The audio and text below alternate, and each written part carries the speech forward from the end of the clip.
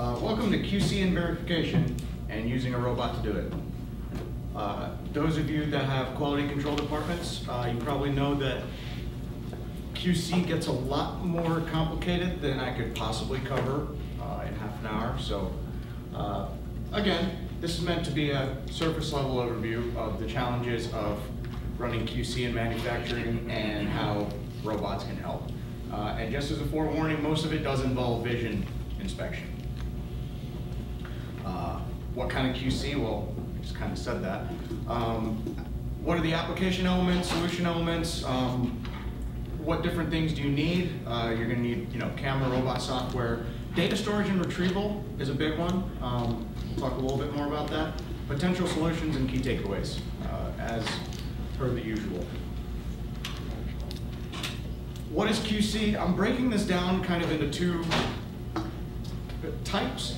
The difference can be kind of subtle, but in your own manufacturing realities, you can kind of pick out which one fits you better. In-process inspection, this is when you're doing inspection as part of a process instead of after a process is being done. This can look for defective parts before you go adding more value to something that doesn't work. And then there's also process control. One neat example of this is we had a spin welding machine, right? So two parts going on a part in the middle. The part in the middle needs to have a hole stamped in it, right? And then once it gets put in the machine, the hole needs to be a certain way when the side pieces get attached so that the final product isn't defective, right? So one place to do QC could be, okay, do that whole welding process and then inspect the part and see if the hole's in the right place. If it is, then it's good. If it's not, then the part's defective. Or you use that quality check for the location of the hole to allow the welding process to even continue, right? So that's something I would say it influences the yield of the process, right? But it's not a post-process inspection, it's in process. And then of course, barcode reading and verification. I think mostly, okay, so beyond checking that the text of the barcode is valid and legible, this can also be used to check parts into a process and then check them back out just for traceability. Post-process inspection, it's probably what you guys imagine QC to be, right? So this covers things like thread checking, label verification, assembly verification is a big one. So if you're doing an engine block or something, right, the top of it needs to look a certain way. All the parts need to be there. A person can do this, but they're not going to be able to check for every single detail, right? Or at least not, they can, but a camera can snap a picture, compare it to a known good image, and do it orders of magnitude faster than it would take a person to do, right? So assembly verification can be a big one. Why would you automate it? Well, quality controls, you can't get away from it, right? If you have no quality control process in place, your customers demand it. Whether or not they tell you they're willing to pay for it, at some point, if you just completely disregard QC, you're gonna start churning out defective products and customers are gonna leave. It's pretty much a given. In some industries, this is super, super important. If any of you guys are in medical, semiconductor, automotive, aerospace, quality is critical, right? You probably have tons of inspection points, both in process and post process. A lot of process, maybe you can't even do sampled inspection, right? Maybe it's 100%. That takes a lot of time, every part you're touching just to inspect. And the consequences of the two main types of error, right? They're called type 1 and type 2 generally, but intuitively we know them as rejecting good parts, which means you're basically throwing money away, right?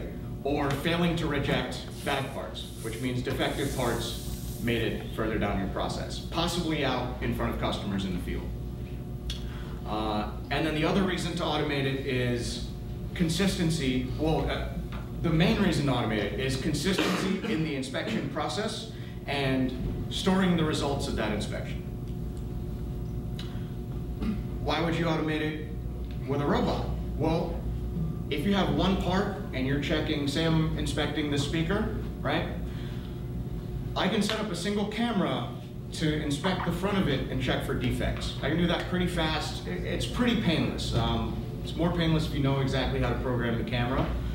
But let's say I need to inspect the top to make sure all the buttons are good and legible in the right place, and the back to make sure the serial number and everything's legible.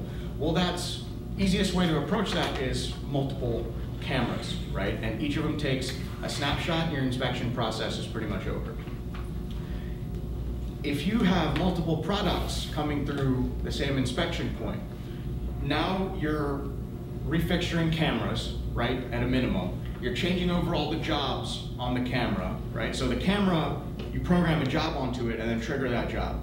For multiple inspections of multiple products, you're changing over not only the position of that camera, but which job is fired on the camera, right? So all of that needs to be reconfigured. Well, if you have a robot, you can have one camera, and the robot acts as your multiple fixtures. One other thing about multiple fixtures, mechanical fixtures wear out over time. Like, given long enough time, they will wear out and your operators run into issues refixturing them reliably, right? So anyway, back to the robot. Our robot basically lets you put a camera on the end of it, and now you have one camera. The robot programming figures out which job to fire on the camera, and now with one camera, you can account for multiple products running through the same job with minimal changeover time. You just pick which job to run on the robot now, and everything else is done for you. That being said, if your cycle times are super fast, with our collaborative robots, the thumb in sky cycle times we like to look for are 5 seconds or more. If you're looking at, you know, each part can take no longer than half a second to do all the inspection on, a robot is not gonna help you there, right? So there's certain situations, mostly involving super quick cycle times. Multiple fixture cameras might be your only option.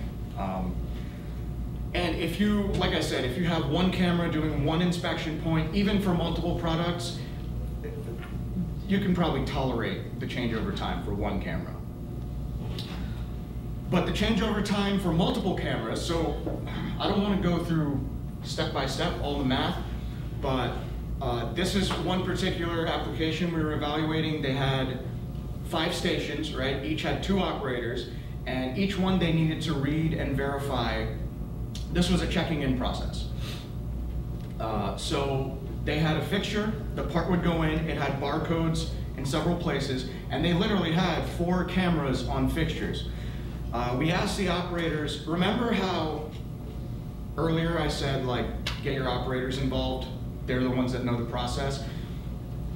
The people that were showing us around said 5 minutes. When we asked the operators, they said, well, 5 to 10 minutes. These fixtures are kind of wearing out.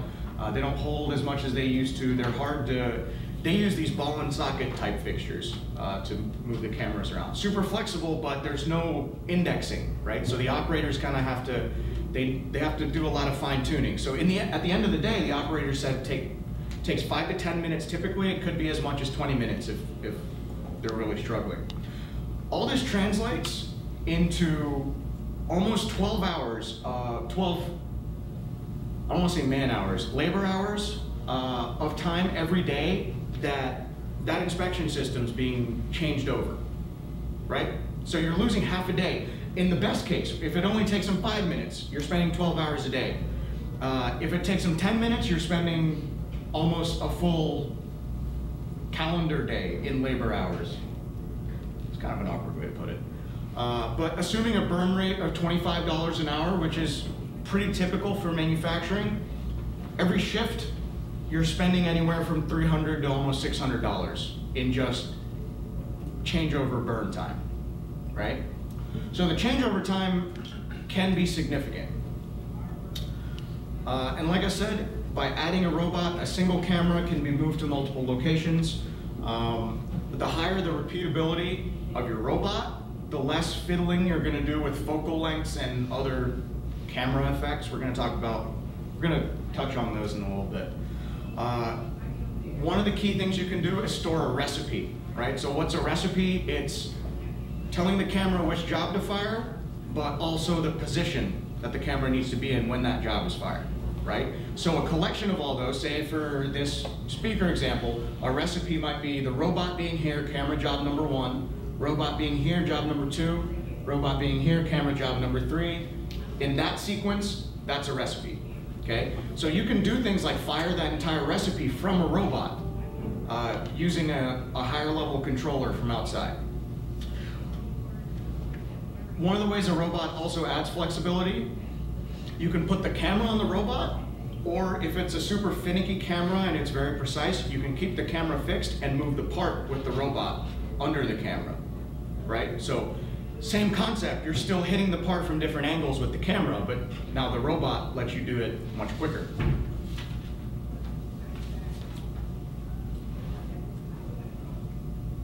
That is not a high-tech assembly line, by the way, but I was not limited by copyright, so.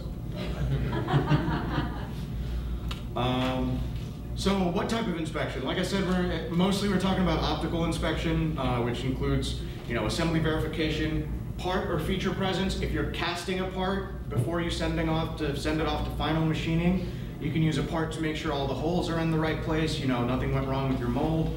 I put the word laser up there and I don't remember what it means, so laser.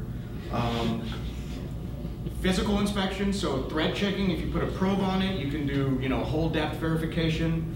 And then not only the type of inspection, but I think we were having a conversation, I don't see him in the room right now. Oh yeah, John.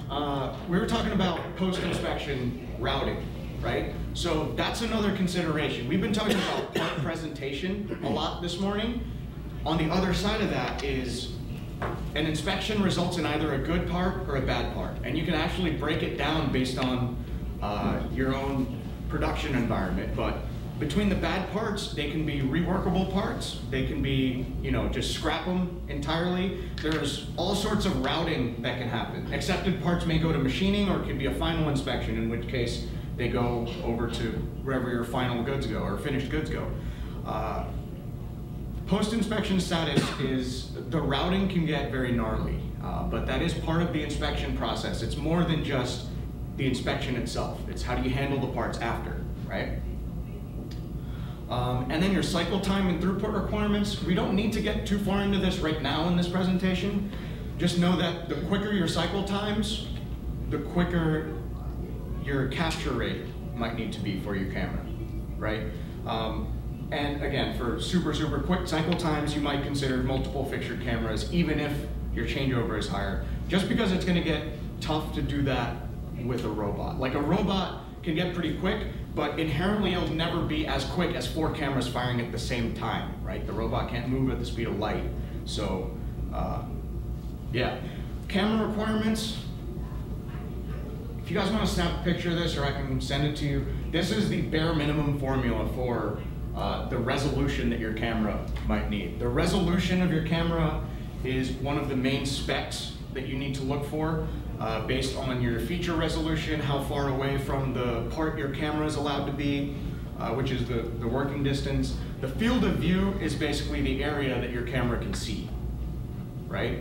So that equation there explains the relationship between the field of view, the fineness of the features on your part that you need to inspect for a dimensional inspection.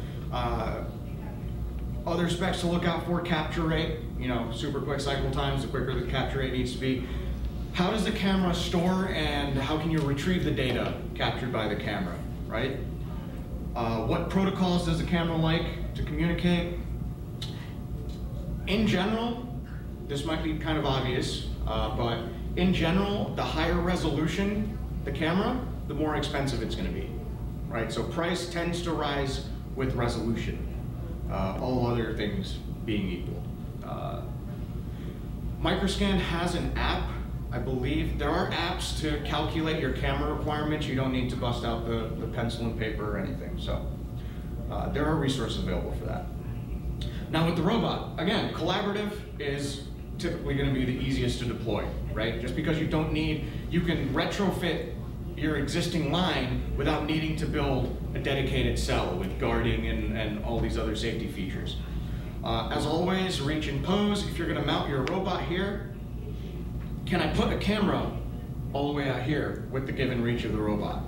And in moving between points, am I going to pass through a singularity or hit some other type of weird robot pose that's going to be hard to get out of? What's the repeatability of your robot? In general, you can make up for repeatability of the fixturing of the camera or the working distance by having a larger field of view, right? But to get the same level of detail from here, or if I put a camera here, I can pick up a certain amount of detail on this part, right? If I raise the camera up, I can see a larger area, which means this part can be a little more loosely positioned, right? But if I put the camera up here, you guys have probably already guessed, my resolution needs to go up because I can't pick up as much detail from down here as I can up here. So reach, pose, repeatability of not only the robot, but where's your part gonna be? Part presentation rears its ugly head a little bit here again. All considerations that can come into play when you're even picking your camera, right? The nice thing here is that payload is typically not an issue. If I've ever talked to any of you guys about a robot application, first two questions I'm generally gonna ask, what's your cycle time? What are your payloads, right?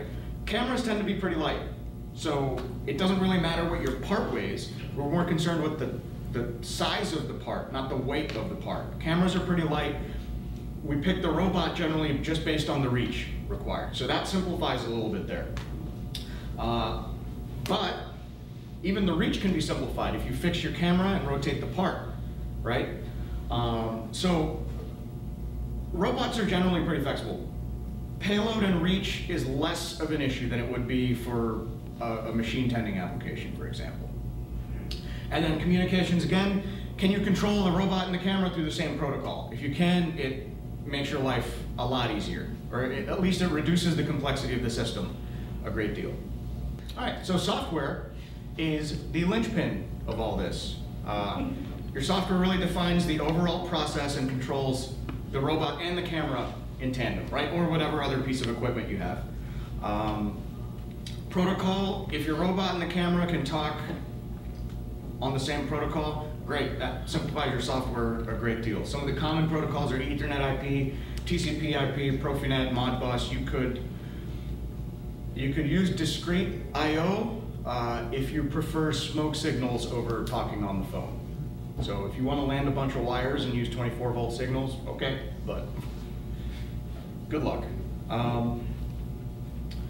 Data storage and retrieval. So this is where it gets a lot more variable, right? It's not a lot of technical information here, but with inspection, it's not important just to detect good and bad parts, but especially in like aerospace, medical, you need to be able to later prove that the quality control was done, right? So especially if you're an ISO certified location or your customers are ISO certified, they're going to be paying attention to all this, right? So process control becomes very important.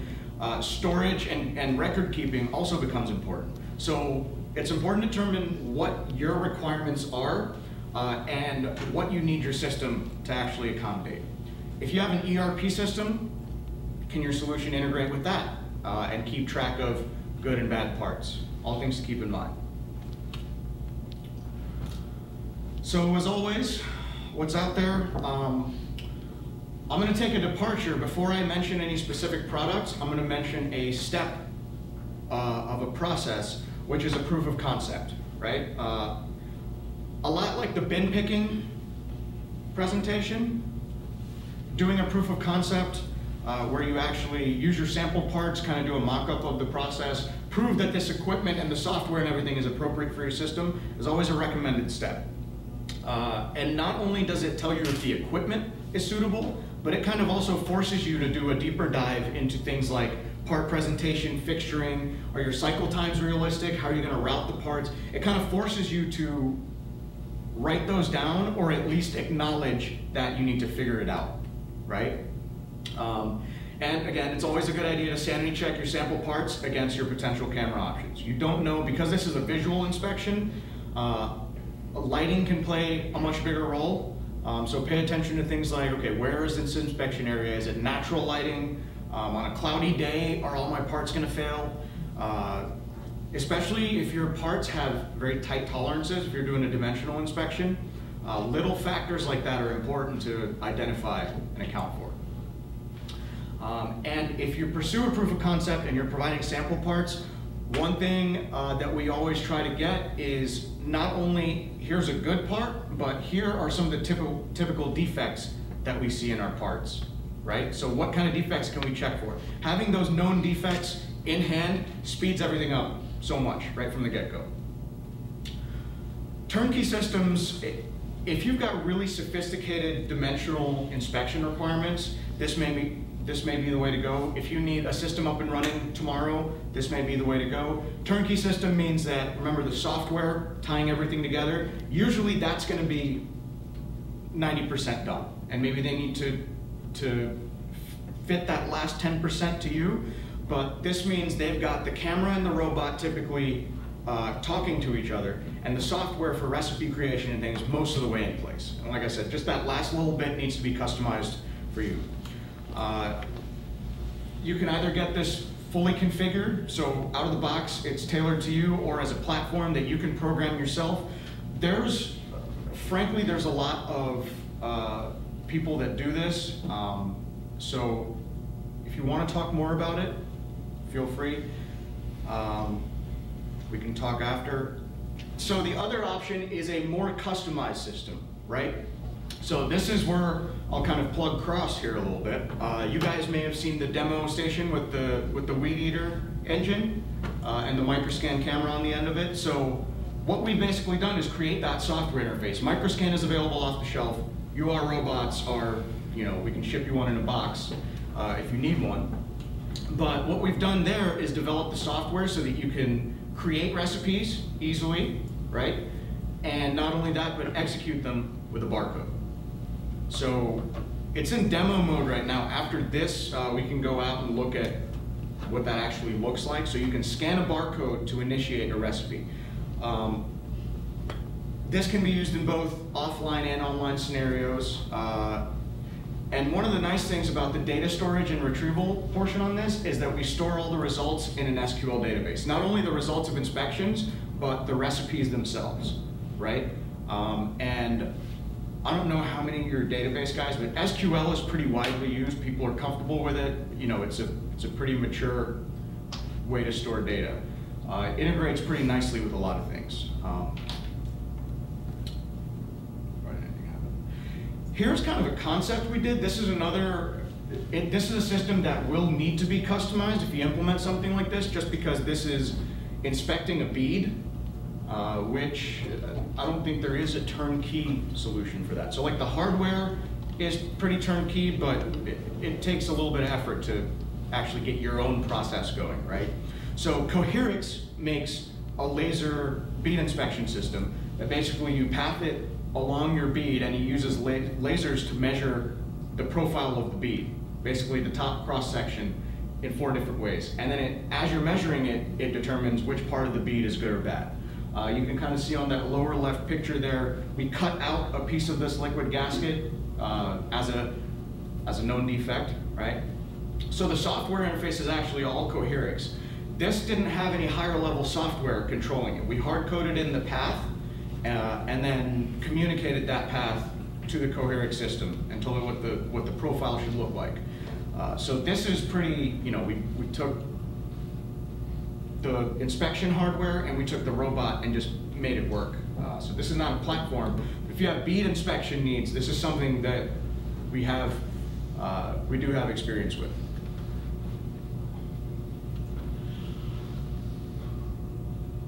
So this is kind of what I should have played that video a couple seconds ago, but that's kind of what it looks like. So the UR provides the pathing, and the inspection head does the inspection along the path. So the Weedeater, is there like a baseline cost for that?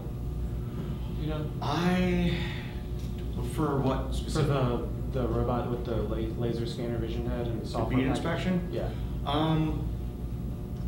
The robot has a cost. We can talk more about it. Let's do that.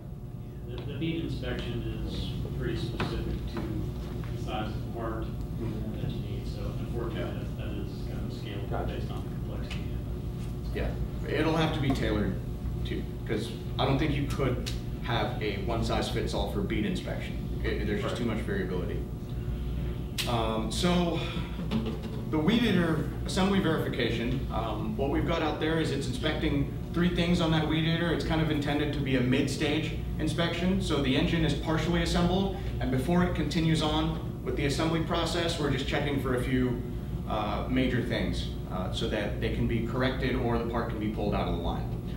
This is a recipe triggered by a 1D barcode scan. The camera can read 2D barcodes as well as do imaging and OCR and things like that. So if any of y'all want to join me out there, we'll kind of run through that demo.